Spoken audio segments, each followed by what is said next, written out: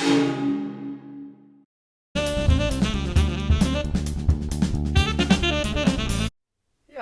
not bad. I mean, it's a little bit different. We've got a lot of new kids that are trying to acclimate themselves just to college basketball, but we're a little thin in our returning players. But I'd say overall pretty well. I mean, it's typical first week of practice, trying to get your stuff in, and I'd say not bad for the beginning.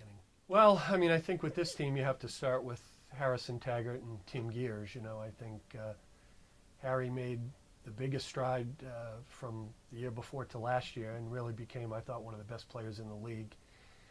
And Gears had a terrific freshman year and has really developed. He's taken his game to another level, so I think you start with them. And then the other two guys, Braley and, I think Cody's made really good strides, would be our top four guys. But I think the key to this season is going to be what comes after that, so I think Taylor and Fortin and Kyle Green have both done very well, and I've been, pleasantly surprised with the two freshman guards, Brendan Visecchio and Jack Loughnane has really picked up our system very quick. So, we're waiting for, Grant Mackay is out for the whole preseason. He had hip surgery, so we're hopefully have him back by the beginning of the year. But, that's about it. We're a little thin, but I mean, I think that's could be enough to be competitive. And so to expect us to get that out of players that were in our program is really where we're at. So I think the natural two guys that are going to have to, I'm not sure how much better Harrison can be, is Tim and Cody, I think, are going to have to pick up a larger share of the offensive production. Tim probably averaged 11 or 12, and he can go higher than that. And Cody was probably at 5.5, and he's going to have to be a double-digit scorer. I think Braley is what Braley is. He'll be, 10, 12, 15, and provide stability to this unit.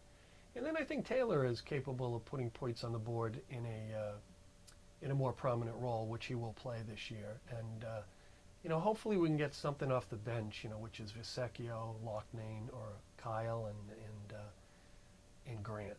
I think those guys just, if we can build enough depth, I can rest those guys. If not, we're just going to be very short in our bench and very thin again, sort of like we were 2 years ago after McKahee got hurt.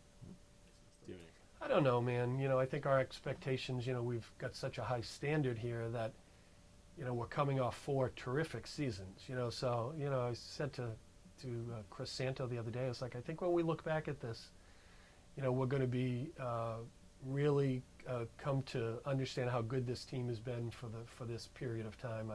I think it's the second best run we've had in my career. So they're used to winning. They expect to win. We won 2 years ago after we lost McKahee, and nobody else thought we could except them. They really have a great faith in themselves. So I don't know. I'm a realist. I wouldn't consider myself an optimist by any means, but I'm not a pessimist. I think we have enough to compete.